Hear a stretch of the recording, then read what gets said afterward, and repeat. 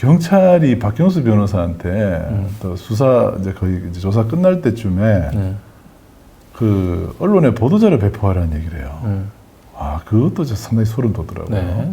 그러니까 지금 뭐냐면 경찰이 이 조사 결과를 스스로 유출하면 문제가 될 것 같으니까 변호사를 이용해서 유출을 시키려 했다는 거예요. 그런 거죠.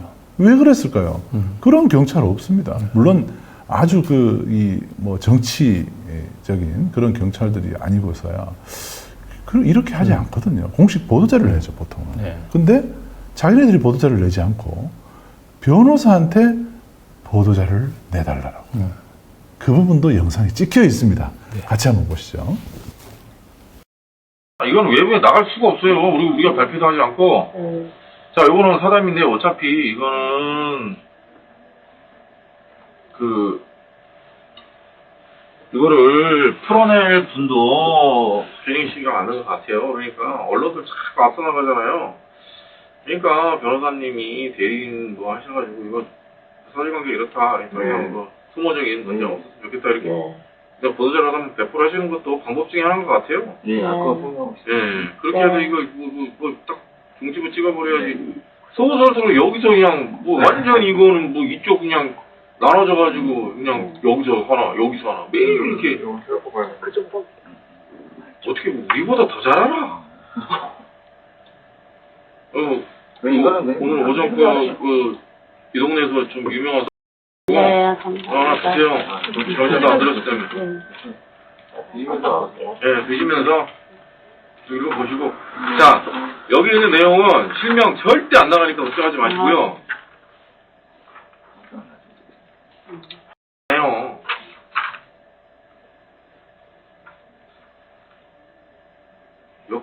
이 사건 관계자들이 언론하고 그냥 뭐 인터뷰하기 좋아하고 그런 사람들 입에 통해서 나가는 거지 이쪽으로 나가지도 않고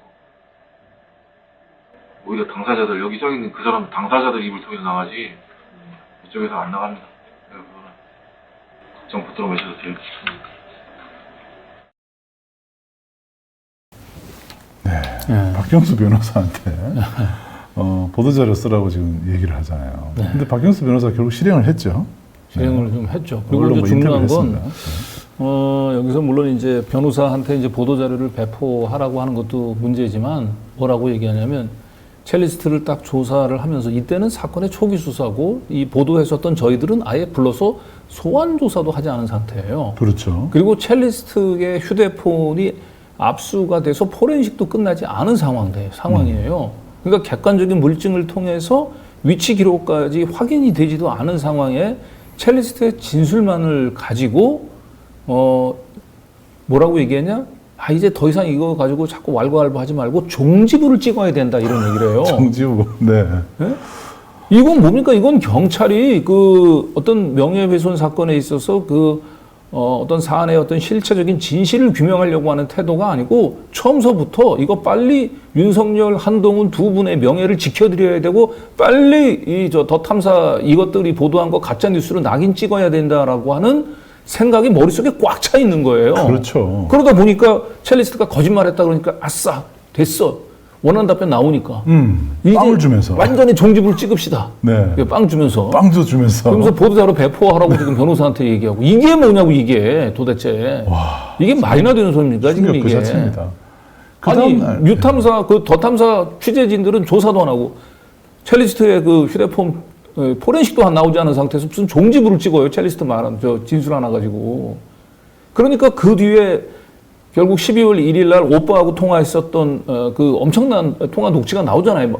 막상 또 포렌식을 하니까 자기네가 결론을 내린 것과 다른 결과가 나온 거예요. 포렌식 결과, 휴대폰 통화 기록이 나오니까. 그러면 새로운 기록에 맞춰서 자신들의 생각이 틀렸구나라고 수사 방향을 바꿔야 되는데 여기는 처음서부터 그냥 청담 술자리는 가짜 뉴스라고 결론을 내린 거예요. 그러니까 거기에 맞춰가지고 그 뒤에 새롭게 나오는 증거들을 다 자기한테 불리한 증거는 다 그냥 배척해버리고 자기한테 유리한 증거들만 취사 선택해서 결국은 가짜뉴스로 낙인을 찍고 저희를 심지어 구속영장까지 청구하려고 했었던 만행을 저지른 겁니다, 이거는. 그렇죠. 예? 이건 만행입니다, 진짜 이거는. 네. 예. 첼리스트한테 빵을 내미는 더러운 손 있죠.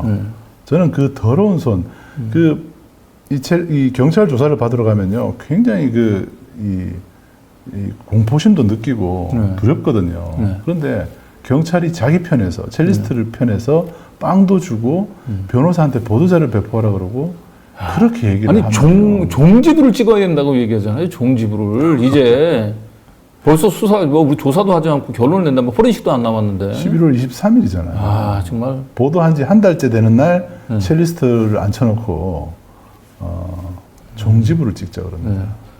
그리고 저런 이제 그 경찰의 또 주문에 따라서 권력의 견 역할을 하는 이 경찰의 주문에 따라서 박경수 변호사는 또 그대로 춤을 춥니다. 조선일보와 인터뷰를 합니다. 네. 네.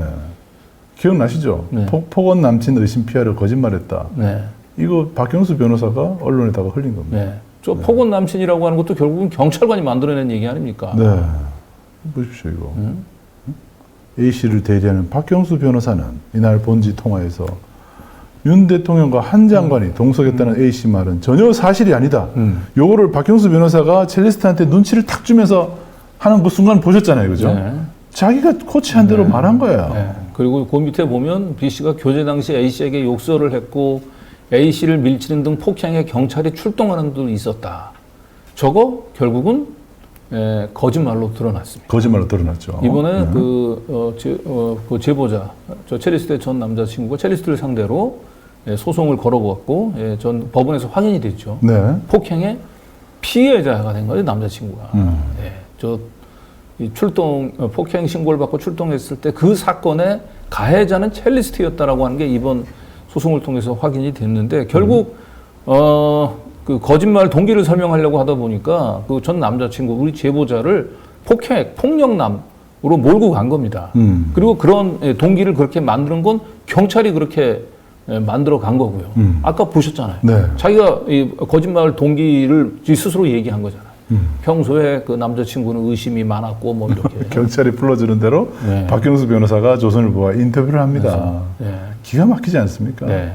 경찰이 연출, 그죠? 경찰이 연출을 했고. 이거는 결국 실체적인 진실을 가리는 데 관심이 없고요. 오로지 정권의 심기 경호하는 데만 관심이 있었던 거예요. 경찰도 그렇고 박경수 변호사도 그렇고. 이때가 바로 윤석열 정부가 출범한 바로 첫 해지 않습니까? 그때 언론을 상대로 마구마구 칼을 휘두르고 있을 때입니다. 특히 더 탐사를 상대로 거의 뭐 압수수색, 뭐 8월부터 막 계속 막 쳐들어오던 그때입니다. 네. 우리 깐족 대마왕 저 한동훈은 바로 이런 엉터리 경찰 조사를 지금 믿고 이런 쓰레기 조사를 믿고 지금 저희 청담동 술자리 가짜뉴스라고 지금 얘기를 하고 있는 겁니다. 아주 네. 참 저희들이 그 한동훈이 저희 더 탐사 또 뉴탐사 취재진들을 모욕을 한 대가를 그대로 돌려받을 날이 곧 올 겁니다. 머지않았습니다.